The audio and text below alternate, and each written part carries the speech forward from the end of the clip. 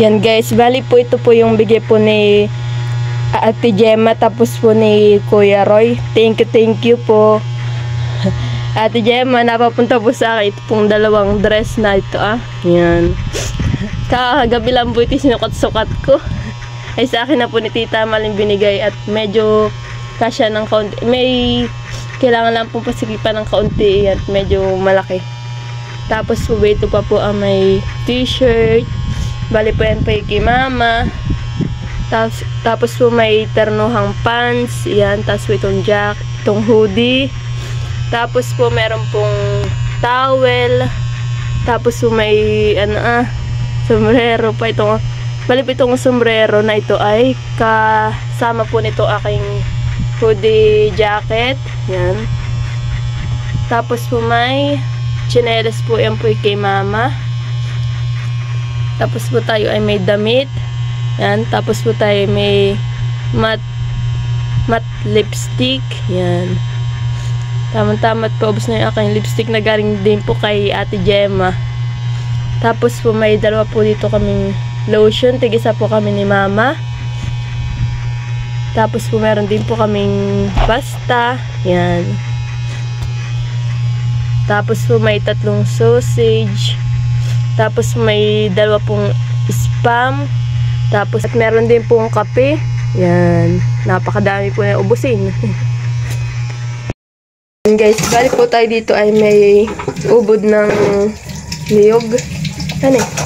At atin pong papakuluan. Bali po yan po ay galing po sa bubuin.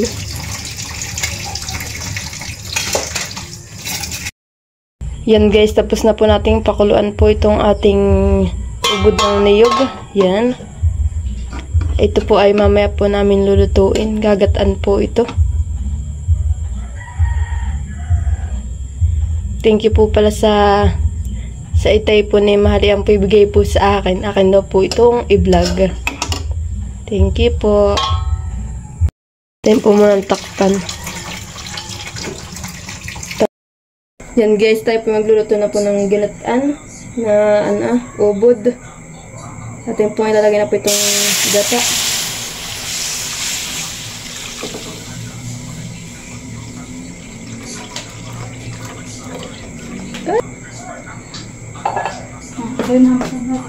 Yan, lagay na rin po natin itong regado. Ito atin pong luya.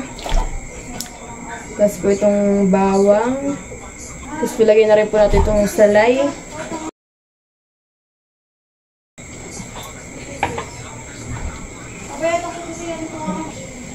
Yan, lagay na rin po natin itong sardinas. Mega sardines.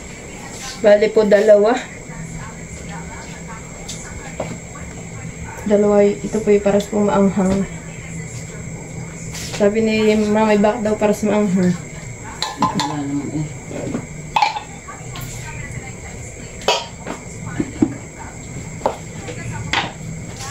Kapag ano pa lang.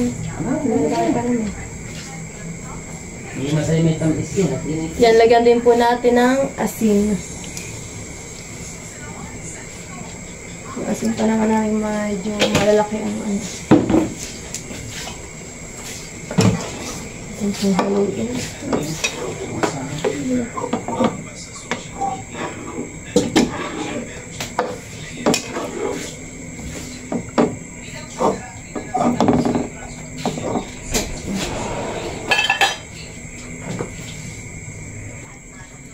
Yan guys, atin pong halo-haloin po ito. Baka po masunog yung kayo.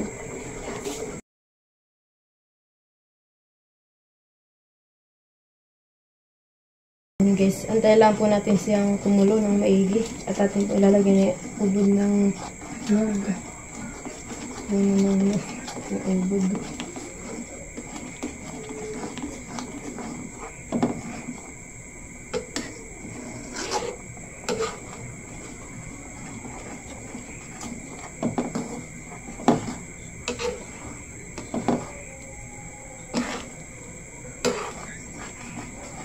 Bumitaw na po yung sala sa pagkatali niya.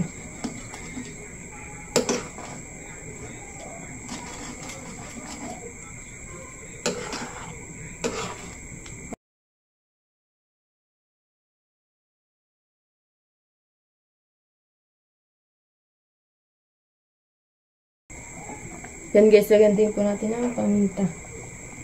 Hindi po natin kasyadong kadamihan. Baka nasabihin mamay, sobrang anghang na.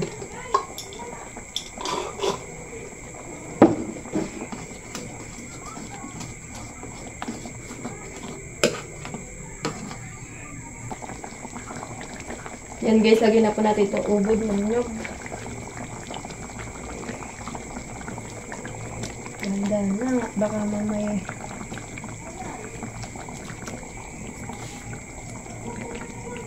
at nahalog.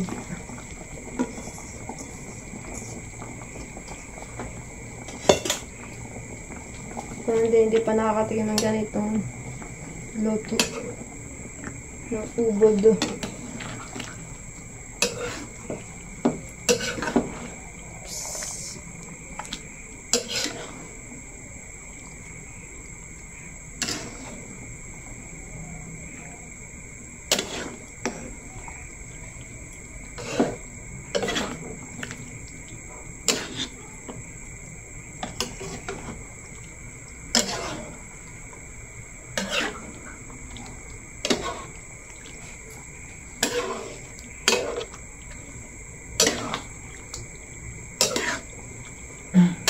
Guys, mukhang masarap na siya. Iyo. Medyo maano lang po siyang haluin. Medyo maliit po yung ating pinaglulutuan. Nagulat lang kami na ito pala yung nahuli namin sa SCTEX. Yun yung Ferrari niya. Kaya lang, yun nga, sabi namin, laanin ninyo sa legal procedure. Itong nagkakardyo, sinita ng mga tauhan ng LTO ang nasabing yellow Ferrari. Sa mga itong plaka sa harapang bahagi ng sasakyan, ay nakalapan naman ang message ang driver. Wala itong naipakita, kaya inibaw ng LTO sa central office sa Quezon City ang sasakyan. At dahil nagsiring vehicle, pag-ugnayan ang LTO sa Bureau of Customs, dito na napag-alaman ang problema sa kupisa na turang sasakyan. Yan guys, luto na po yung ating kinutaan na ubod ng nyog. Sarap po yan. Patay akong patay.